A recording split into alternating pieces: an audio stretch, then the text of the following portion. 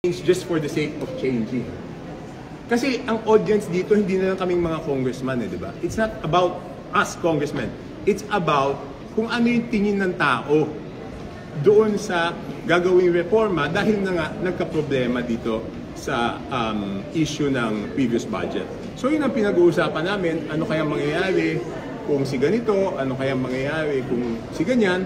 Ang conclusion namin tatlo is, tulad ng sinabi ko, tulad ng sinabi ko sa previous interviews, sa tingin ko, my own humble opinion is that kung magpapalit, hindi pwedeng papalitan lang yung speaker.